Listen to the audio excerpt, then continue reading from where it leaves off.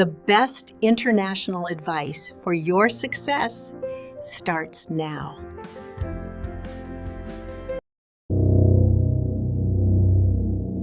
You sit alone in your car at midnight and you don't go inside because inside means faces. And faces mean performance, and you are so tired of performing that your bones ache from the lie. You've told everyone you're fine. You've smiled at the right moments. You've laughed when they expected laughter. And now you're sitting in the dark with the engine off and the silence pressing against your ears like a confession you're not ready to make. They told you loneliness was a wound.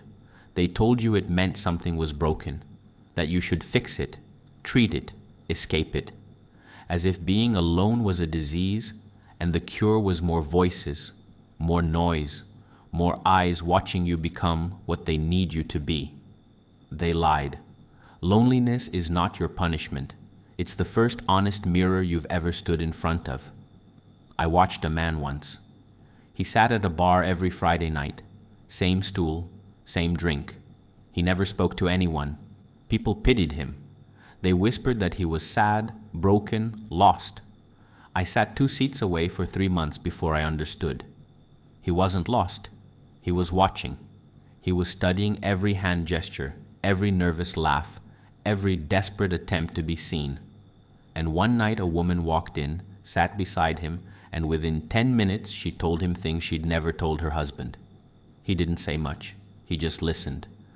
And she gave him everything, her secrets, her attention, her number. He folded the napkin, paid his tab, and left. He never called her. He didn't need to. He was training. You think the lonely are weak. You've been taught that isolation is a symptom. But look closer. The person who doesn't need your approval has already won. The person who can sit in silence without reaching for a phone holds a power you can't comprehend.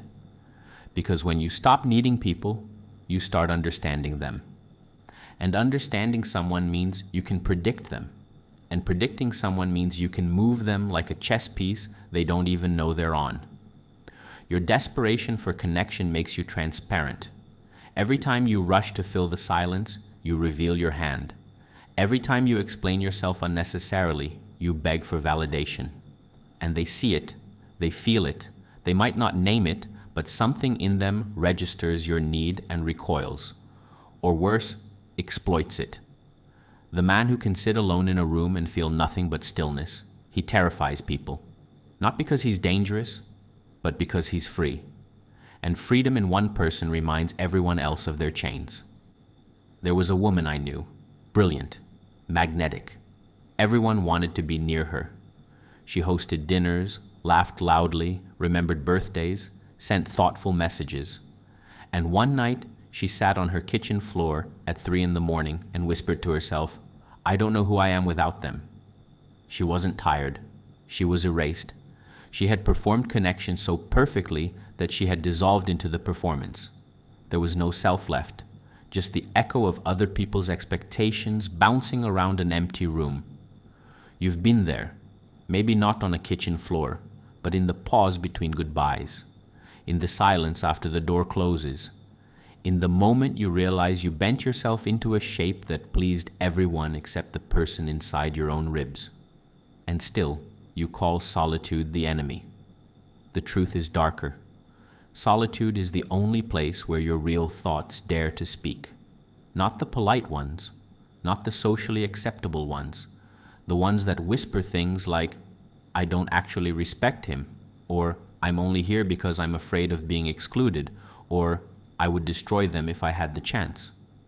You hide those thoughts from yourself so effectively that you forget they exist. But they're there. And they're you, the real you, the one that emerges at 2 a.m. when no one's watching and no one's clapping. Most people can't tolerate that version, so they drown it with chatter, with notifications, with plans they don't even want to attend. They'd rather be exhausted by company than confronted by truth. It's easier to scroll than to sit, easier to perform than to face the hollow ache of a life built on approval. But the few who learn to sit in that fire, they change. They become unreadable, unshakable. They stop explaining. They stop defending. They watch you flinch at silence, and they say nothing. They understand that every word they don't speak increases their gravity. Every moment of stillness pulls you closer. You'll fill the void for them. You'll reveal your fears, your desires, your weaknesses. You'll hand them the blueprint to your own mind because you can't stand the quiet they've already made peace with. That's the weapon. So sit in your car. Let the engine stay cold. Let the silence press in until your skin crawls and your thoughts get loud and ugly and honest. Don't run. Don't reach for distraction. Let it burn. Because on the other side of that fire is a version of you that doesn't apologize for existing. That doesn't shrink to fit. That walks into a room and says nothing and leaves with everything. The world doesn't fear the loud. It fears the quiet. It fears the one who has already been alone and survived it. Because that person cannot be controlled by the threat of isolation. They've already turned loneliness into a home. And a home is something no one can take from you.